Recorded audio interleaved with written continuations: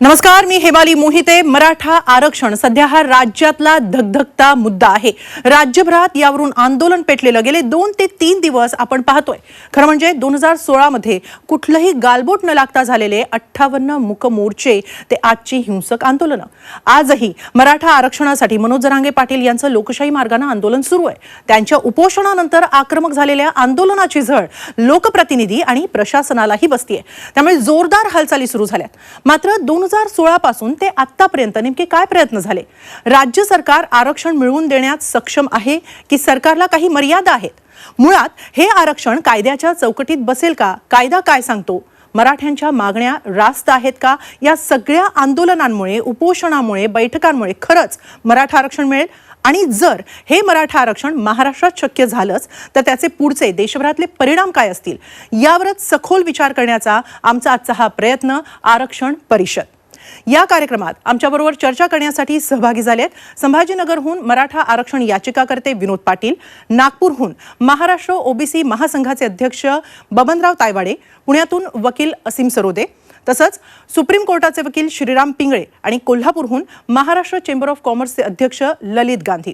या चर्चेला आपण आता सुरुवात करूया। या सगळ्या मान्यवरांचं स्वागत करून आरक्षणाचा विषय निघाला की सर्वप्रथम प्रश्न उपस्थित होतो तो म्हणजे यातील कायद्याच्या कसोटीवर मराठा आरक्षण देणं खरंच शक्य आहे का? आणि हाच प्रश्न घेऊन मी जाते आहे वकील असीम सरोदे आणि सुप्रीम कोर्टाचे ज्येष्ठ वकील श्रीराम पिंगळे यांच्याकडून। असीमजी, आपण काय सांगाल की कायद्याच्या कसोटीवर खरंच मराठा आरक्षण देणं शक्य आहे?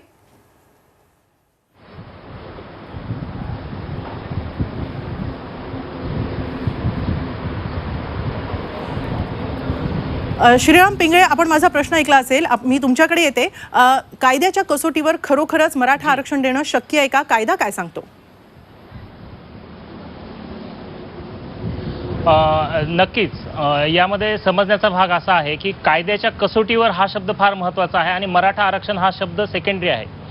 कायद्याची कसोटी ही लावताना सर्वप्रथम आपण बघितलं पाहिजे की 1950ला घटना अस्तित्वात आल्यानंतर सर्व भारतीयांना सारख्या प्रमाणात लागली पाहिजे। त्यामुळे ती कायद्याची कसोटी ही मराठ्यांना पण एकसारखी लावली तर नक्कीच टिकणारं आणि कायद्याच्या कसोटीवरचं आरक्षण मराठ्यांना देता येणं शक्य आहे। आता मी तुम्हाला सांगतो, 1967 मध्ये जेव्हा ओबीसी आरक्षण दिलं गेलं तेव्हा मराठ्यांना बाहेर का ठेवलं हे कोणी सांगू शकत नाही। 1980 मध्ये जेव्हा मंडल अहवाल आला, मंडल आयोगानं 1931च्या जनगणनेमधील खोटी माहिती मंडल आयोगामध्ये देऊन मराठ्यांना फॉरवर्ड ठरवलं, याच्याबद्दल कोणी बोलत नाही।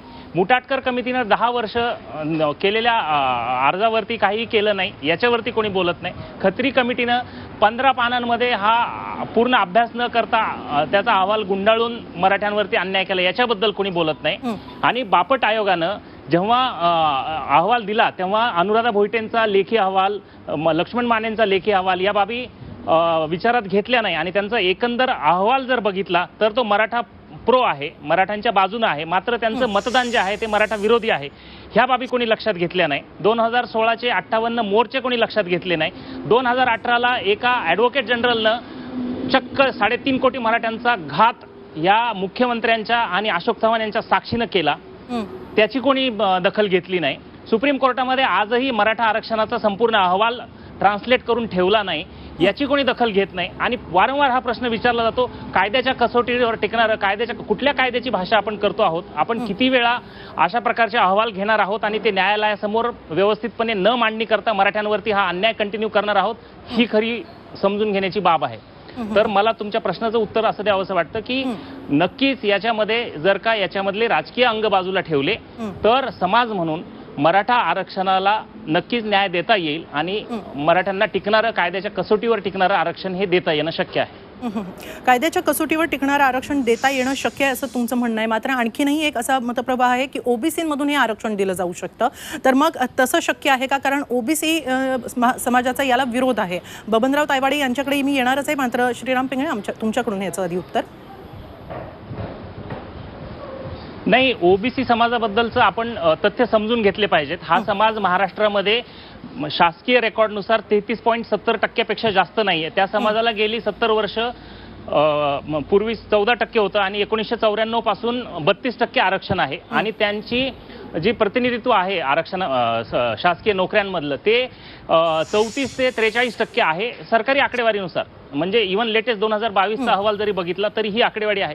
आणि त्यांची ही जी अपेक्षा आहे की या आता बर्थमध्ये आम्ही ह्या बोगीमध्ये बसलेलो आहोत आणि याच्यामध्ये कोणीही बसू नये ही साहजिक आहे. कारण प्रत्येकाला वाटतं की माझ्या समाजाला मला जास्त मिळावं, पण हे योग्य आहे का आणि हे कायद्याच्या कसोटीला धरून आहे का? कारण जर का तुमचं प्रतिनिधित्व पूर्ण झालेलं आहे, तुम्हाला पुरेसं आरक्षण मिळालेलं आहे, तर आता तुम्ही कुठेतरी याच्यातून हा जो कायदा आहे किंवा इंदिरा साहनीचा जो निवाडा आहे त्याच्यामध्ये इन्क्लुजन आणि एक्सक्लुजन दोन्ही गोष्टी बोलल्या जातात. एक्सक्लुजन बद्दल कोणी बोलणार आहे की नाही आणि ओव्हर इन्क्लुजन बद्दल कोणी बोलणार आहे की नाही हा प्रश्न महत्वाचा ठरतो. आणि त्यामुळे ओबीसींना असा अधिकार नाहीये की आम्ही त्याच्यामध्ये आता कोणाला येऊ देणार नाही. जे पात्र असतील, आता मराठा समाजातले बहुतांश मराठे जे क्रिमी लेअरच्या वरती येतात ते तर याला पात्रच होणार नाहीत, पण जे मराठे कुणबी म्हणून पात्र आहेत. आणि दुसरी त्याच्यामधली एक गल्लत आहे की मराठा आरक्षण म्हटलं की आपण 50%च्या वरचं आरक्षण जे कन्सिडर करतो आहोत, ही मोठी गल्लत आपल्याला कुठेतरी थांबवणं आवश्यक आहे. अशा पद्धतीनं आपल्याला मराठा आरक्षणाला न्याय देता येणार नाही आणि हा जो असंतोष आहे हा आपल्याला समाजामधून कमी करता येणार नाही. आणि सौहार्द फक्त मराठ्यांनीच टिकवायचं आणि ओबीसींनी आम्ही त्यांना आत येऊ देणार नाही, हे सौहार्द पूर्ण आहे का याचा विचार यावरच आपण बबनराव तायवाडे यांच्याकडे जाऊया. बबनराव तायवाडे, ओबीसींमधून आरक्षण देऊ नये अशी आपली मुख्य मागणी आहे. आपण यावर काय म्हणाल? आपण श्रीराम पिंगळे यांचंही म्हणणं ऐकलेलं आहे की इन्क्लुझिव्ह आणि एक्सक्लुझिव्ह असलं पाहिजे. काय आपलं याच्यावर म्हणणं आहे? नाही, आता या ठिकाणी वकील साहेब जे सांगता आहेत मी त्यांच्या मताशी पूर्णतः सहमत आहे. पण आता त्यांनीच पूर्ण इतिहास हा 1967 पासूनचा आतापर्यंत या ठिकाणी सांगितला.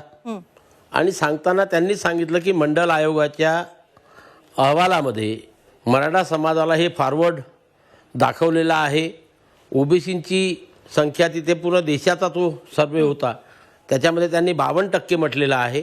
आणि 52% समाजाला 52% आरक्षण द्या असं जरी आमचं मत असलं तरी सर्वोच्च न्यायालयाच्या काही आदेशाचा हे करून 27% आरक्षण हे देण्याची शिफारस झाली. व्ही सिंग साहेबांनी ते ॲक्सेप्ट केलं आणि सर्वोच्च न्यायालयाच्या निर्णयानुसार 93 पासून लागू झालं. हे सर्व असताना जेव्हा मंडल आयोग लागू झाला तेव्हा 270 जाती होत्या आणि त्याच्यामध्ये एक प्रोव्हिजन दिलेलं आहे की या व्यतिरिक्त ज्या ज्या जातीला असं वाटते की आम्ही मागास आहोत आणि ओबीसीमध्ये आम्ही जायला पाहिजे, त्यांनी सरकारकडे म्हणजे सरकारने जी एजन्सी ठरवून दिलेली आहे राज्य मागासवर्गीय आयोग, त्या राज्य मागासवर्गीय आयोगाकडे त्यांनी अर्ज करावा. राज्य मागासवर्गीय आयोग त्याचं सर्वेक्षण करते आणि सर्वेक्षण करून जर ती जात मागास वाटत असेल तर तशा प्रकारची शिफारस राज्य सरकारला होते आणि मग राज्य सरकार त्या जातीचा ओबीसीमध्ये समावेश करतो. 1995ला जेव्हा हे आपल्या महाराष्ट्रामध्ये लागू झालं तेव्हा 270 जाती या ठिकाणी होते. कारण 7 ऑगस्ट 1990ला मंडल आयोग लागू झाला. तो सुप्रीम कोर्टाने 92चा निकाल तो आहे आणि राज्यामध्ये 1995ला तो GR निघाला. 95 पासून आतापर्यंत त्याच्यामध्ये जवळजवळ 130 जातींचा समावेश झालेला आहे. ते 270 वर टिकलेला आहे असं नाही आहे. प्रक्रिया ठरलेली आहे की एखाद्या जातीला ओबीसी मध्ये यायचं असेल तर काय प्रक्रिया आहे, ती प्रक्रिया झाल्यावरच त्यांचा समावेश ओबीसी मध्ये होऊ शकतो. सरळ सरळ एका जातीचा समावेश ओबीसी मध्ये करण्याचा अधिकार हा राज्य सरकारला डायरेक्ट नाही आहे. हे आपण सर्वात आधी लक्षात घ्यायला पाहिजे. आणि आताच ज्याप्रमाणे यांनी सांगितलं त्याप्रमाणे आतापर्यंत जेवढे आयोग झाले त्या आयोगाने ते मागासले पण सिद्ध केलं नाही आणि म्हणून ते ओबीसी मध्ये येत नाही. आम्ही तर आताही ओपन आहोत, आम्ही काही हे नाही आहे, ओबीसी वर्ग काही कोणी विरोध करत नाही काही नाही की मागासवर्गीय आयोगाने त्यांचं मागास पण सिद्ध करावं. ते जर मागास पण सिद्ध झाला आणि त्यानुसार जर ते ओबीसी मध्ये आले तर कुठल्याही ओबीसीचा विरोध राहणार नाही. पण आम्ही सरकारला का विरोध करतोय की कुठल्याही प्रकारचं मागासले पण सिद्ध न करता डायरेक्ट ओबीसी मध्ये समावेश करण्याचा अधिकार राज्य सरकारला आहे का? तुमच्याकडे पुन्हा येते. श्रीराम पिंगळे यांना काही बोलायचं या मुद्द्यावर? हे आंदोलनकर्त्यांनी समजून घ्यायला पाहिजे. यामध्ये मला आवाज का कमी? हॅलो, यामध्ये मला एक सांगायचं आहे की हॅलो बोला श्रीरामजी. यामध्ये मला एक सांगायचं आहे, तायवाडे साहेब फार साळसूतपणे म्हणतात. हॅलो, तायवाडे साहेब फार साळसूदपणे सांगतायत की मंडल आयोगानं चुकीच्या पद्धतीने म्हणजे 1931च्या कास्ट सेन्ससचा जनगणनेचा चुकीचा आधार घेऊन म्हणजे आधार बरोबर घेतला पण माहिती चुकीची दिली. 1931च्या जनगणनेमध्ये मराठा ही फॉरवर्ड कम्युनिटी नाही, ही बॅकवर्ड कम्युनिटी आहे. मात्र मंडल आयोग म्हणतं की 1931च्या जनगणनेमध्ये मराठा ही फॉरवर्ड कम्युनिटी आहे, ही चूक आहे. त्याच्यानंतर खत्री कमिशन किंवा इतर कमिशनचे जे गोष्टी आहेत मी तेच सांगतोय की कोणीही सखोल अभ्यास न करता जे अर्धवट अहवाल दिलेले आहेत किंवा जे बापट आयोगाचा चुकीचा अहवाल आहे, जर का आपल्याच चुकीचा फायदा घेऊन तायवाडे साहेब म्हणणार असतील की यांचं मागासले पण सिद्ध झालेलं नाहीये, तर मी तुम्हाला फार म्हणजे अगदी कॉन्फिडेंटली सांगू इच्छितो की मराठा हा एकमेव समाज आहे की ज्याच्यामध्ये इंदिरा साहनी आणि एम नागराजच्या कसोटीवरती संपूर्ण देशामध्ये फक्त एका क्लासचं इतकं चांगला अभ्यास आणि स्टडी इम्पेरिकल डेटासह झालेला आहे. मात्र तो अहवाल सुप्रीम कोर्टासमोर शासनाकडून व्यवस्थित मांडण्यात आलेला नाही, ही देखील तितकीच खेदाची बाब आहे. परंतु त्यामुळे मराठा समाजाचं मागासले पण अधोरेखित झालेलं नाही असं म्हणता येणार नाही. नक्कीच आपल्या बरोबर आता असीम सरोदे सुद्धा आहेत, आपण त्यांच्याकडे सुद्धा जाऊया. असीमजी, हे आरक्षण कायद्यावर टिकू शकतं की नाही या प्रश्नावर आमची चर्चा सुरू होती आणि आपण जॉईन झालेले आहात. आपलं काय म्हणणं आहे?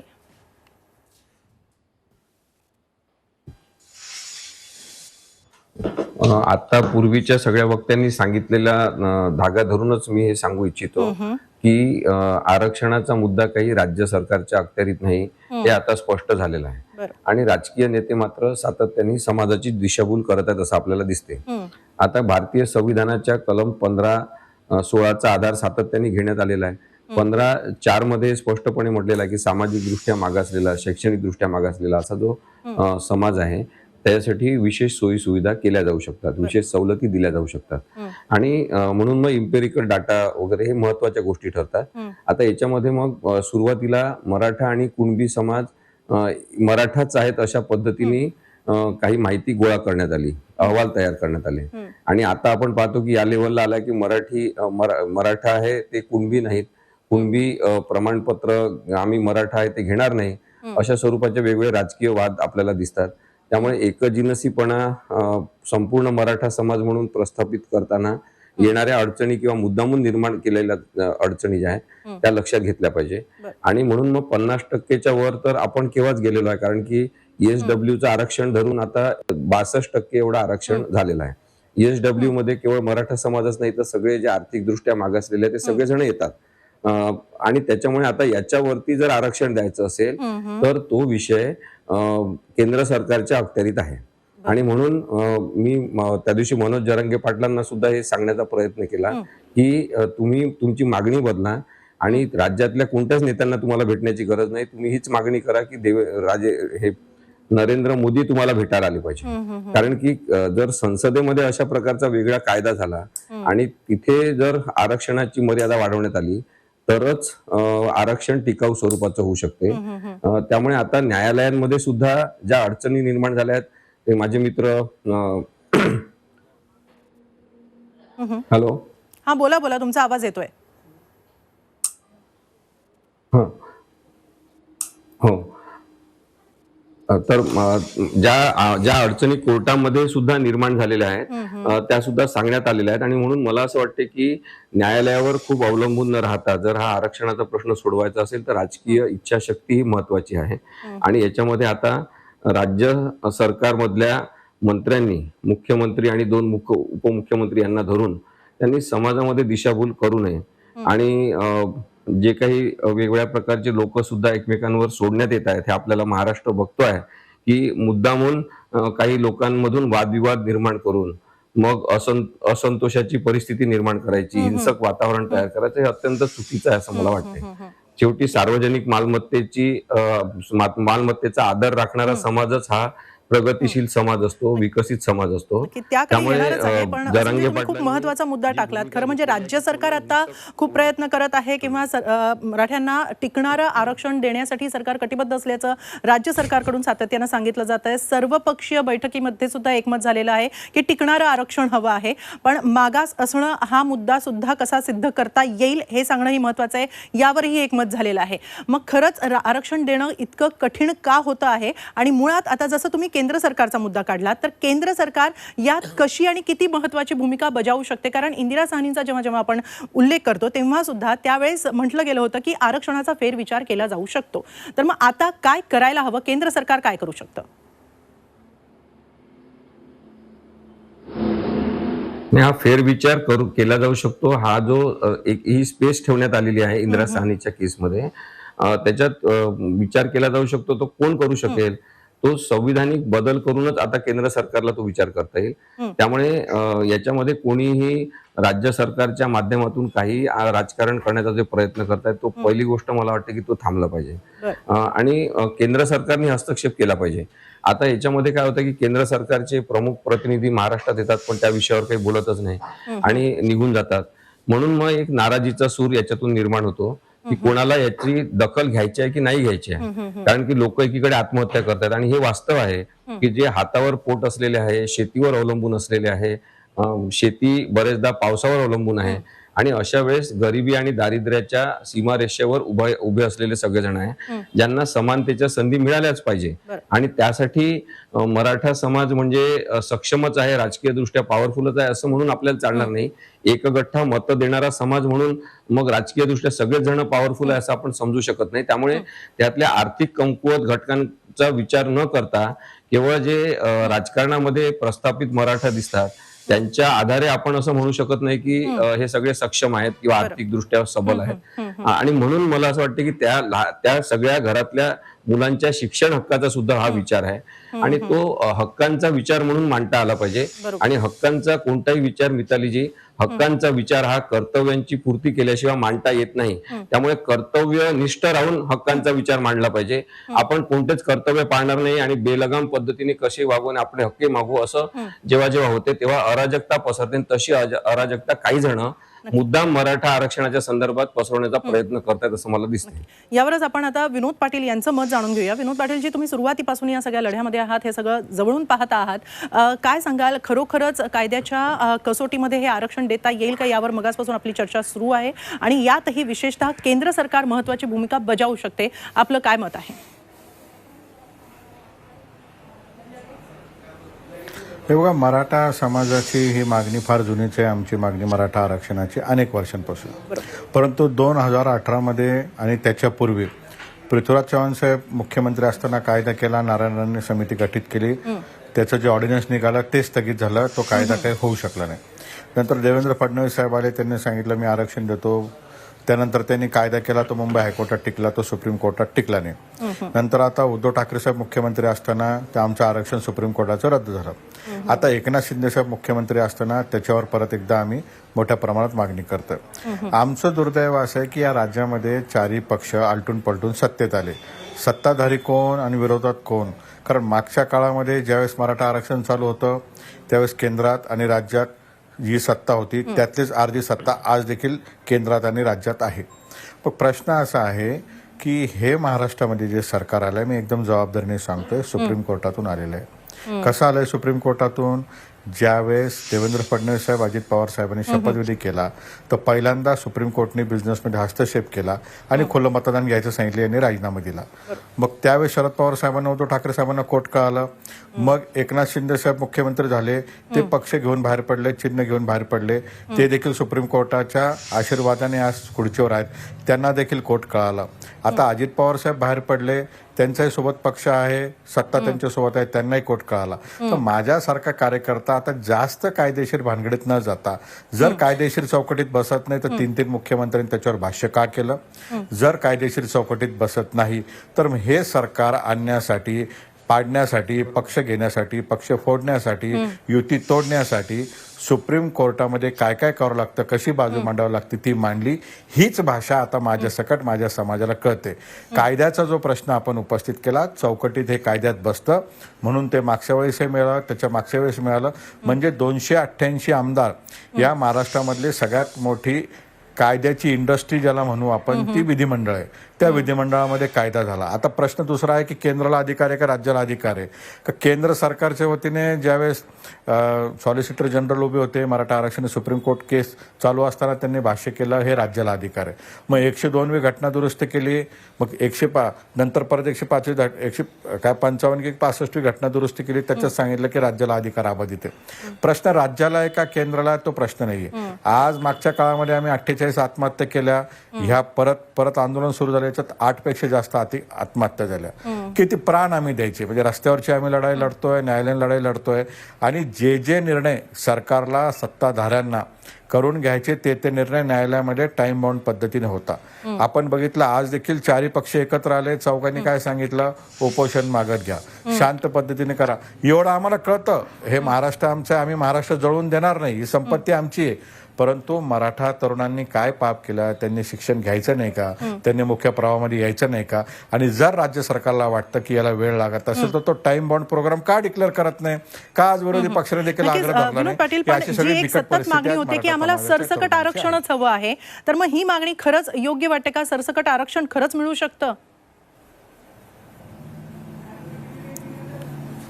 हे बघा, ही मागणी कुठून आली? आपण ओबीसी आरक्षणाचं बोलताय. ज्यावेळेस मराठा समाजाच्या लक्षात आलं की 3 वेळेस आरक्षण मिळालं, 3ही वेळेस ते न्यायालयामध्ये टिकलं नाही, मग टिकलेलं कोणतं आहे, मग संपर्क केला. संपर्क केल्यानंतर यातला काही मराठा समाज विदर्भात राहतो, त्याला कुणबी नावाने आरक्षण आहे. उत्तर महाराष्ट्र राहतो, त्याला कुणबी नावाने आरक्षण आहे. बाकी ठिकाणी राहतो, त्याला कुणबी नावाने आरक्षण आहे. म्हणजे एका भावाला एक न्याय, दुसऱ्या भावाला वेगळा न्याय, एका भगिनीला एक न्याय, दुसऱ्या भगिनीला वेगळा न्याय, असं होऊ शकत नाही. मग हे आरक्षण जर टिकलेलं आहे तर मग राहिलेले, एक रेल्वे चालली होती प्लॅटफॉर्म मधून, काही प्रवासी बसले ते कुणबीत गेले आणि आम्ही प्लॅटफॉर्मवर राहिलो. तर आमची मागणी अशी आली की 3 वेळेस आम्ही तुम्हाला संधी दिली, 3ही वेळेस 4ही पक्षांनी मिळून कायदा केला, तो टिकला नाही. त्यामुळे आता आम्हाला राहिलेल्या लोकांना त्याच्यामध्ये सामावून घ्या. ही काही इलिगल डिमांड नाहीये, कारण आमच्या नवीन जात निर्माण झालेली नाही, नवीन समूह निर्माण झालेले नाही, नवीन आमची डिमांड नाहीये. जुन्या काळापासून आपली ही मागणी तुम्ही लावून धरता आहात. मात्र याच मुद्द्यावरून जी 2016 मध्ये झालेली शांततामय आंदोलनं सुद्धा राज्यानं पाहिलेली आहेत आणि आजची ही उद्रेक पूर्ण आंदोलनं पाहतो आहोत. मोठा फरक आहे. मात्र जेव्हाही अशी हिंसक आंदोलनं होतात त्याचा संपूर्ण राज्यावर आणि राज्याच्या आर्थिक गाड्यावरही परिणाम होतो. आणि याविषयीच मला विचारायचं आहे महाराष्ट्र चेंबर ऑफ कॉमर्सचे अध्यक्ष ललित गांधी यांना की या आंदोलनांचा आर्थिक स्थितीवर, राज्याच्या आर्थिक स्थितीवर कसा परिणाम होतो आणि किती गडद आहे हा परिणाम?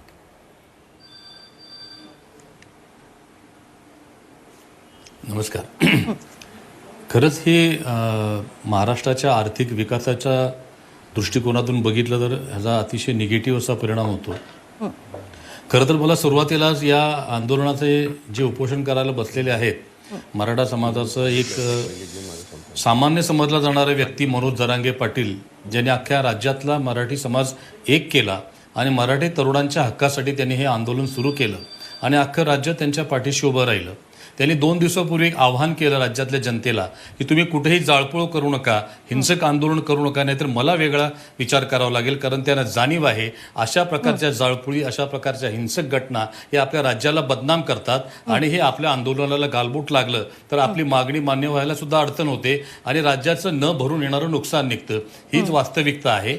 अशा प्रकारच्या आंदोलनानं, जे आंदोलन अतिशय चांगल्या पद्धतीनं 2016 मध्ये जगानं त्याची दखल घेतली की लाखोचा संख्येनं येणारा समाज एवढ्या शांततेनं मोर्चे काढू शकतो, सगळ्या जगानं ज्याचं कौतुक केलं तोच मराठी समाजाला कोणीतरी हे गालबोट लावायचा प्रयत्न करत आहे आणि त्यामुळे महाराष्ट्राची प्रतिमा खराब होते. महाराष्ट्राच्या उद्योगामध्ये येणारी नवीन गुंतवणूक, कुठंतरी महाराष्ट्राबद्दलची निगेटिव्ह प्रतिमा जर डोक्यात राहिली तर देशाच्या अन्य भागातून राज्यात येणारी गुंतवणूक असेल, परदेशातून या राज्यात येणारी गुंतवणूक असेल, या गुंतवणुकीवर फार मोठा फटका बसू शकतो आणि पर्यायाने महाराष्ट्रातल्या मराठी तरुणांना सुद्धा याचा फटका बसणार आहे.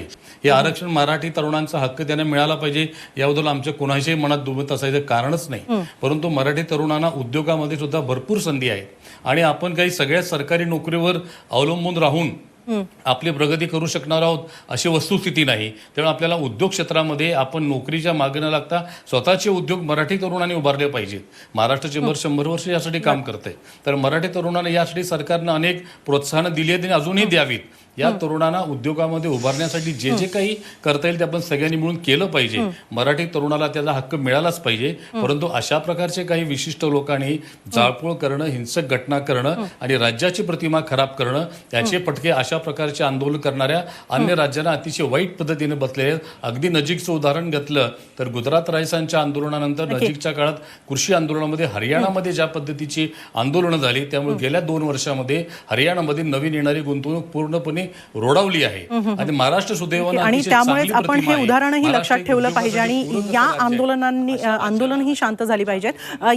विषयीच मला असीम सरोदे यांना विचारायचं आहे. असीमजी, मगाशी आपण बोलताना याचा उल्लेख केलाच होता, पण आणखीन एक मुद्दा यात आणखीन मला ऍड करावासा वाटतो. त्या म्हणजे जसं आता विनोद पाटील यांनी सांगितलं, आधी 48 जणांनी आत्महत्या केली, आता सुद्धा पुन्हा आंदोलन सुरू झाल्यानंतर काही मराठा तरुणांनी आत्महत्या केलेली आहे. या आत्महत्यांनी खरंच काय साध्य होईल? कारण मराठा तरुणांच्या पुढच्या कारकिर्दीवर या सगळ्या आंदोलनांचा किंवा या सगळ्या परिस्थितीचा कसा परिणाम होऊ शकतो, काय वाटतं?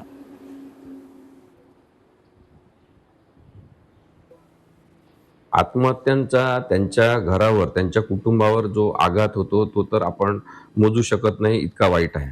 त्यामुळे आत्महत्या करणाऱ्यांमुळे त्यांच्या कुटुंबांची जी वाताहत होणार आहे ती भयावह असेल असं मला वाटते आणि त्याची जबाबदारी आपण सगळ्यांनी समाज म्हणून घ्यायला पाहिजे. परंतु मग दुसरीकडे आपण आत्महत्यांचा विचार करताना हे नक्की लक्षात घ्यायला पाहिजे की आत्महत्या हा काही उपाय असू शकत नाही. आणि त्यामुळे हा जो मानसिक शारीरिक परिणाम आपण करून घेतलेला आहे स्वतःवर, त्याच्यावर खूप काम करण्याची गरज आहे. खरं तर सरकारची एक वेगळी तुकडी याच्या वेळेस असली पाहिजे की डॉक्टर आपल्या घरी आणि हे ते सगळं जे काही अभियान चालवतात त्याच्यापेक्षा आता त्याला आपण म्हणतो सायको मेडिकल किंवा सोशिओ मेंटल अशा स्वरूपाची मदत आणि आधार देणाऱ्यांची खूप गरज आहे. प्रत्येक जिल्ह्यात सरकारने न सांगता हे कार्यक्रम राबवण्याची गरज आहे खूप दवाखान्यांच्या माध्यमातून.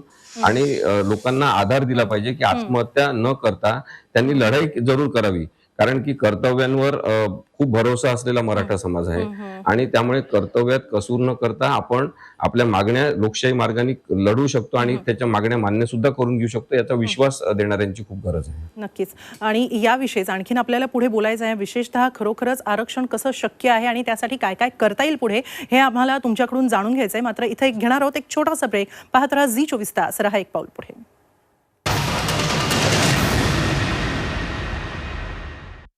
आरक्षण परिषद या कार्यक्रमामध्ये पुन्हा एकदा आपलं स्वागत आहे. मराठा आरक्षणासाठी राज्यभरात सुरू असलेली मराठा आंदोलनं आणि त्याचबरोबर मराठा आरक्षण देण्यासाठी सरकारसमोर असलेली आव्हानं, अडचणी, कायदेशीर कसोटी, या सगळ्या बाबींवर आपण या कार्यक्रमामध्ये चर्चा करत आहोत. आणि आपल्याबरोबर आहेत सुप्रीम कोर्टाचे वकील श्रीराम पिंगळे, तसंच विनोद पाटील देखील आपल्याबरोबर आहेत. या सगळ्यांबरोबर आपण चर्चा करतो आहोत. श्रीराम पिंगळेजी, एक असं सातत्यानं म्हटलं जात आहे की सरसकट आरक्षण हवं आहे. म्हणजे जरांगे पाटलांनी इतकंही म्हटलेलं आहे की ज्या नोंदी आतापर्यंत कुणबी नोंदी मिळालेल्या आहेत त्या नोंदी सुद्धा आरक्षण देण्यासाठी, म्हणजे सरसकट आरक्षण देण्यासाठी पुरेशा आहेत. किंबहुना जे पंजाबराव देशमुखांनी विदर्भात करून दाखवलं ते संपूर्ण राज्यासाठी सुद्धा शक्य आहे किंवा सगळ्या मराठ्यांसाठी सुद्धा शक्य आहे. तर काय वाटतं, खरोखरच हे शक्य आहे? आपण यामध्ये कुणबी समाजाची पार्श्वभूमी म्हणजे इतिहास समजून घेतला पाहिजे. अगदीच छत्रपती शिवाजी महाराजांच्या काळामधला दाखला द्यायचा झाला तर अज्ञानदास शिवाजी महाराजांचा पोवाडा गाताना, म्हणजे शिवाजी महाराजांच्या हयातीमध्ये लिहिलेला हा पोवाडा आहे, त्याच्यामध्ये तो शिवाजी महाराजांचा उल्लेख करताना देखील कुणबी असा करतो. आणि तिथपासून अगदी आपण संत तुकारामांचं लिखाण बघितलं तर बरे झाले देवा कुणबी केलो, तर तिथं देखील कुणबी. आणि सगळ्यात महत्त्वाचं म्हणजे हा महाराष्ट्र ज्या विचारांनी घडला ते महात्मा ज्योतिबा फुले यांचं लिखाण जर का आपण बघितलं तर त्या लिखाणामध्ये पूर्णतः कुणबी समाजाबद्दल लिखाण केलेलं आहे. आणि हा कुणबी समाज हा आजचा मराठा समाजच आहे. त्यामुळं आपण बरं, याच्याही व्यतिरिक्त आपण 1980च्या दशकामध्ये झालेल्या सर्व प्रांतिक ज्या जनगणना आहेत, मग त्या मुंबई इलाक्यामध्ये असतील, हैदराबाद स्टेटमध्ये असेल, CP बरारमध्ये असेल, तर इथे कुणबी ह्याच नोंदी आढळतात. इथे मराठा हा शब्द सुरुवातीला आढळत देखील नाही. मग असं असताना अचानक काही प्रांतामध्ये, म्हणजे जसं आता आपण बघितलं तर विदर्भामध्ये जवळपास 90% मराठा लोक कुणबी म्हणून आरक्षणामध्ये आहेत.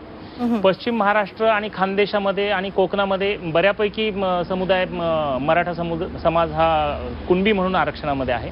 आणि याच्याही पलीकडे ज्यांना हवंय त्यांना तिथे कदाचित कुणबीचे दाखले मिळत असावेत, त्यामुळे मोठ्या प्रमाणामध्ये. पण मराठवाड्यामध्ये हे दाखले मिळत नाही आणि त्यामुळे सरसकट ही मागणी जी आहे त्याच्यामध्ये काही चुकीचं नाही आहे. ऑलरेडी मोठा समाज विदर्भामध्ये गेलेला आहे, खानदेशामध्ये गेलेला आहे, पश्चिम महाराष्ट्रामध्ये गेलेला आहे. कोकणामध्ये फार थोड्या प्रमाणामध्ये मराठा समाज आहे, कारण तिथे मॅक्झिमम कुणबी हे तिलोरे कुणबी वगैरे प्रकारचे कुणबी तिथे ऑलरेडी आहेत. त्यामुळे तिथलाही प्रश्न नाही आहे. त्यामुळे सरसकट ही मागणी काही चुकीची आहे असं मला वाटत नाही.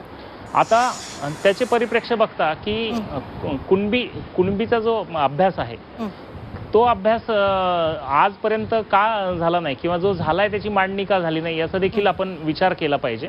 आणि मला विश्वास वाटतो की एकनाथ शिंदे साहेब यांचं हे सरकार आहे आणि एकनाथ शिंदे हे अतिशय म्हणजे निर्णयक्षम असे मुख्यमंत्री मला वाटतात.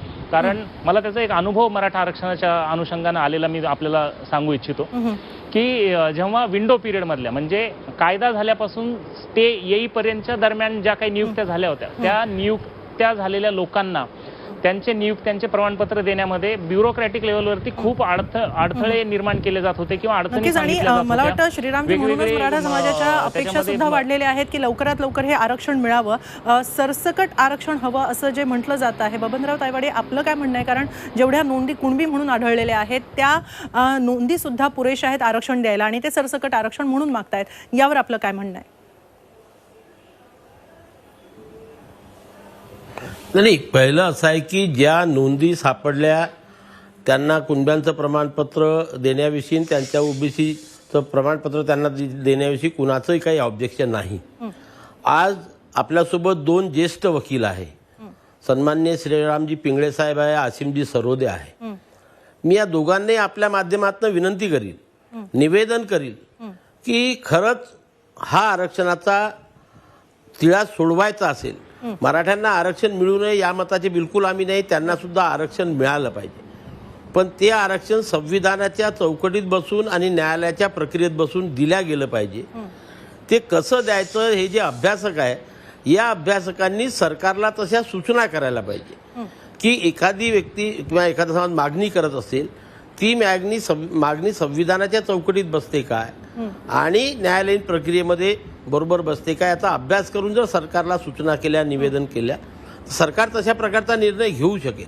मी मगाशी जसं बोललो की जेव्हा मंडल आयोगाच्या शिफारसीनुसार हे आरक्षण या देशामध्ये, नुसतं महाराष्ट्रात नाही तर देशामध्ये लागू झालेलं आहे, तेव्हा आता जुन्या लोकांचं काय चुकलं, कोणता अहवाल चुकीचा होता, कोणता बरोबर होता, याचे खिस काढण्यापेक्षा आजच्या घडीला आज जर आपल्याला हा प्रश्न सोडवायचा आहे तर विधितज्ञ लोकांनी एक सरकारला सल्ला द्यायला पाहिजे की अशा प्रकारे जर आपण हे केलं तर हे आरक्षणाचा तिढा सुटू शकतो. या महाराष्ट्रातील मराठा आरक्षणाला कुणाचाही विरोध नाही आहे, पण आमचं नेहमीच एक म्हणणं आहे की संविधानाच्या चौकटीत बसून न्यायालयीन प्रक्रियेच्या आतमध्ये उद्या न्यायालयात कोणीही गेला तरी ते टर्न डाऊन होता कामा नाही, अशा प्रकारचा मार्ग त्यांनी द्यावा.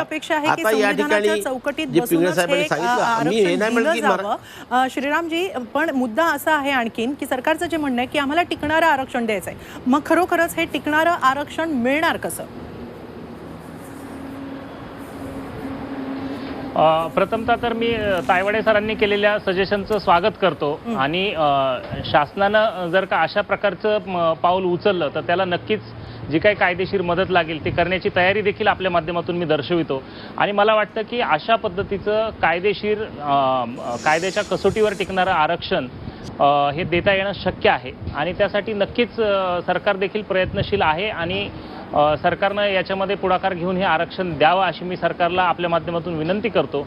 आणि तायवाडे साहेबांनी ज्या पद्धतीनं सांगितलं की जी प्रक्रिया आहे, कायदेशीर प्रक्रिया आहे, ती पूर्ण करून अशा प्रकारचं आरक्षण देता येणं शक्य आहे, कारण ती प्रक्रिया मला विचाराल तर पूर्णच झालेली आहे.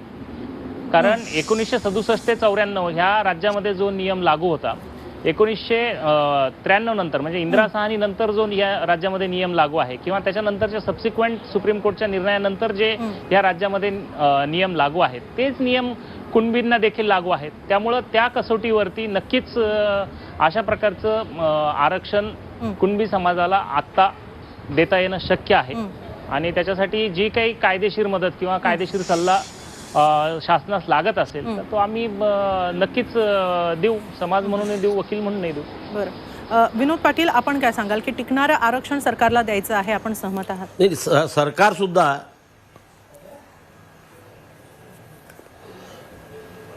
सुद्धा वारंवार हेच म्हणत आहे बबनराव तायवाडे, आम्ही तुमच्याकडे येतोच आहोत. आपण टिकणारं, विनोद पाटील कायमस्वरूपी यांचं म्हणणं टिकणारं, ऐकून न्यायामध्ये घेऊया. टिकणारं आरक्षण द्यायचं आहे. विनोद पाटील बोला.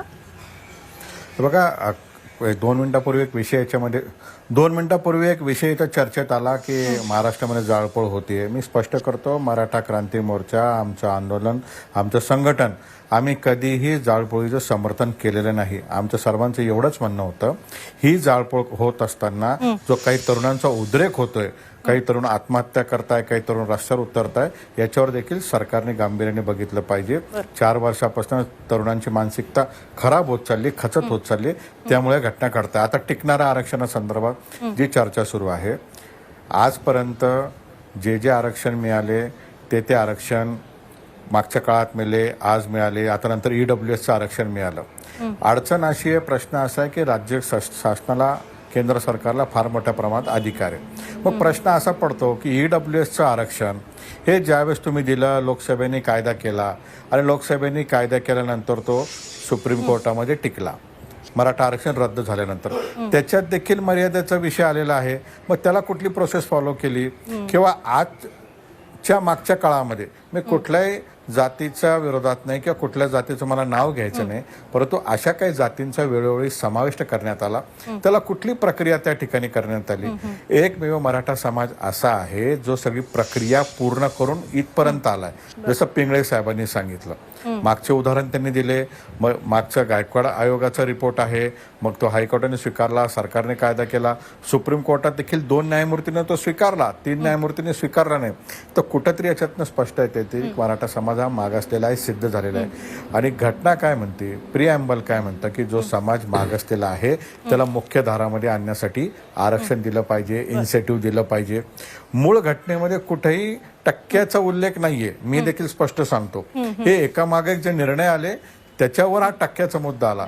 त्यामुळे मराठा समाजाची मागणी आहे, टिकणारं आरक्षण मिळालं पाहिजे. यावरच आणि आपण आज बबनराव आमच्या तायवाडे डोळ्यासमोर यांच्याकडे जे आरक्षण जाऊया. आम्हाला बबनराव टिकणारं तायवाडे, आपण यावर काय ते म्हणाल? कारण आमच्या कुठेही टक्का नाही असं विनोद पाटील यांनी म्हटलेलं आहे आणि सरसकट आरक्षण हवं आहे. आपण मगाशी बोलत होता. नाही, आता जसं विनोद पाटील सर बोलत होते की 2018 मध्ये जेव्हा तत्कालीन मुख्यमंत्री देवेंद्रजी फडणवीस यांनी 16% आरक्षणाची शिफारस केली, उच्च न्यायालयामध्ये ते 12 आणि 13% मान्य झालं, तोपर्यंत तेव्हा कोणी विरोध केला नाही. या राज्यामध्ये शांतता होती. म्हणजे लोक जे म्हणतात की मराठा आरक्षणाला इतर लोकांचा विरोध आहे, मुळीच विरोध नाही आहे. जेव्हा हे आरक्षण देण्यात आलं 2000 मध्ये, महाराष्ट्रामध्ये एकही अनुचित घटना घडलेली नाही आणि कोणी त्याचा विरोध केला नाही. दुर्दैवाने मी म्हणतो, शब्द वापरतो, की नंतर ते सर्वोच्च न्यायालयाने नाकारलं. म्हणून मी आता हे जे बोललो होतो की आमचे पिंगळे साहेब आहे, आसिम सरोदे आहे, विनोद पाटील साहेब या ठिकाणी आहे, या सर्वांनी एकत्र बसून की आता सरकार जे वारंवार म्हणते आहे की न्यायालयात टिकणारं, संविधानाच्या चौकटीत बसणारं कायमस्वरूपी आरक्षण द्यायची आमची मानसिकता आहे, द्यायची आमची इच्छा आहे, आम्ही त्याच्याकरता कटिबद्ध आहोत. तर ही जी सरकारची भूमी आहे की काय, ही पूर्ण कशी करता येईल याच्याकरता या सर्व मंडळींनी तिथे मदत करायला पाहिजे. आमची जिथं मदत लागेल आम्ही पण तयार करायला आहोत. पण वारंवार जी मागणी हे करतात ते या सर्वांच्या माध्यमातून पूर्ण करून मराठा समाजाला जर आरक्षण मिळत असेल, कायमस्वरूपी आरक्षण मिळत असेल, तर आमचा कुठेही विरोध नाही. काय नक्कीच. आता एक महत्त्वाचा असा मुद्दा आहे की महाराष्ट्रात आता सध्या मराठा आरक्षणावरून सगळं रान पेटलेलं आहे. जरी मराठा आरक्षण इथे महाराष्ट्रात दिलं गेलं तर त्याचे देशात इतरत्र कसे पडसाद उमटू शकतात? कारण आपण मगाशी चर्चेदरम्यान एक आपला मुद्दा आला होता, ललित गांधी जेव्हा बोलत होते ते गुजरातीत पटेल त्यांचं आंदोलन झालं, राजस्थानमध्ये आपण आंदोलनं पाहिली आणि ती हिंसक पाहिली, आणि असे अनेक समाज आहेत ज्यांना जे आरक्षणासाठी आक्रमक आहेत आणि त्यांनी ही आंदोलनं केलेली आहेत. याचे देशभरात कसे पडसाद उमटू शकतात, याचे काय परिणाम होऊ शकतात श्रीरामजी? मला याच्यामध्ये एक प्रामुख्याने आपल्याला सांगायचं आहे की मराठा आरक्षणाची वस्तुस्थिती आणि जाट आरक्षण किंवा पाटीदार आरक्षण किंवा कापूंचं आरक्षण याच्यामध्ये फार मोठा फरक आहे. कारण 1902 पासून मराठा समाज हा आरक्षणामध्ये होता. त्यानंतर 1955ला कालेलकर आयोग जो आला, कालेलकर आयोगानं देखील मराठा समाजाला मागास सांगितलेलं आहे. आणि आत्तापर्यंत जर का आपण बघितलं आरक्षणाचं जर का सूत्र बघितलं तर जन्मना जायते शूद्र हा संस्कारात द्विज उच्च येते. म्हणजे जर का महाजनेतर पूर्ण समाज बघितला तर तो बॅकवर्ड आहेच आहे. हे जाती अंताच्या लढाई बद्दल लिहिताना डॉक्टर आंबेडकरांनी कितीतरी वेळा सांगितलं आहे. पण जेव्हा मराठ्यांची वेळ येते तेव्हा आपण फुल्यांना विसरतो, तेव्हा आपण आंबेडकरांना विसरतो. तर याचा कुठलाही परिणाम हा देशामध्ये इतर होऊ शकत नाही. कारण मराठ्यांची केस जी आहे ती ऑलरेडी आरक्षणामध्ये होते. म्हणजे घटनेचे शिल्पकार भारतरत्न डॉक्टर बाबासाहेब आंबेडकरांनी मराठा आरक्षणासाठी जे प्रयत्न केले आणि मराठ्यांना प्रोव्हिन्शियल काउन्सिलमध्ये जे आरक्षण मिळवून दिलं हे त्याचं सर्वात मोठं उदाहरण आहे. अशी कुठलीही घटना कापू, पाटीदार किंवा जाटांच्या बाबतीमध्ये झाल्याची माहिती नाहीये. तर हा पहिला फरक आपण मराठा आणि देशातील इतर आरक्षण मागणाऱ्या जातींच्या समूहाबद्दल समजून घेतला पाहिजे. दुसरी बाब याच्यामध्ये की महाराष्ट्रामध्ये आज आपण बघा की विदर्भ, पश्चिम महाराष्ट्र आणि खानदेशामधील कुणबी समाजाला कुणबीचे प्रमाणपत्र मिळतात. म्हणजे मराठा समाजालाच कुणबीचे प्रमाणपत्र मिळतात आणि फक्त मराठवाड्यामध्ये याचं प्रमाण अत्यंत अल्प किंवा नगण्य आहे. ही देखील बाब फार अधोरेखित करावीशी वाटते. ही सगळी प्रक्रिया जसं तुम्ही सांगितलं मगाशी श्रीरामजी की प्रक्रिया तर सुरू झालेली आहे, बऱ्याचशे टप्पे गाठले गेलेले आहेत, पण सरकार अजून वेळ मागतं आहे. तर सरकारला वेळ द्यायला मराठा समाज तयार आहे का? विनोद पाटील काय सांगाल?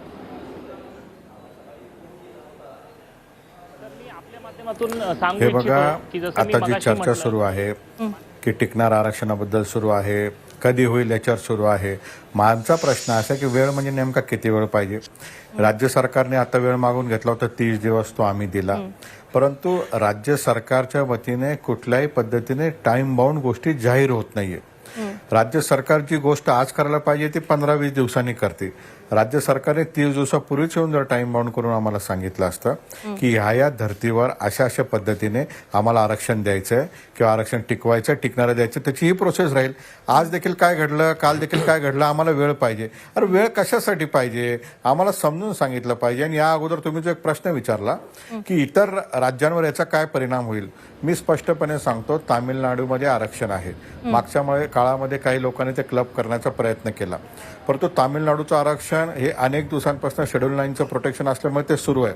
त्यामुळे महाराष्ट्रात दिलं, याच्यामुळे इतर राज्यामध्ये ते द्यावं लागेल याचा काही संबंध नाही. प्रत्येक राज्याने ट्रायल घेतलं, कोणी हायकोर्टात टिकलं, कोणी टिकलं नाही. त्यामुळे इतर राज्यावर याचा परिणाम होईल म्हणून महाराष्ट्रात द्यायचं नाही, ही जर मानसिकता राज्य सरकारची असेल तरी चुकीची आहे.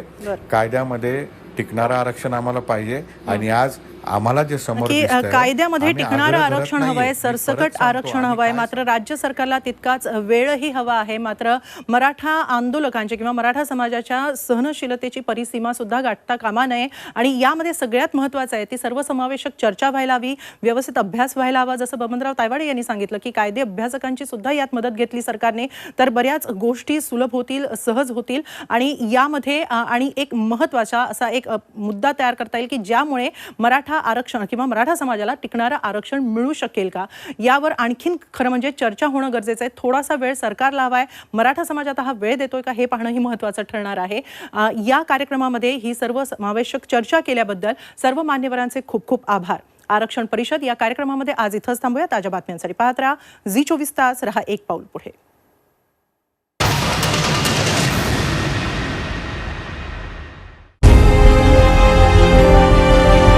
विकासाचा ध्यास म्हणजे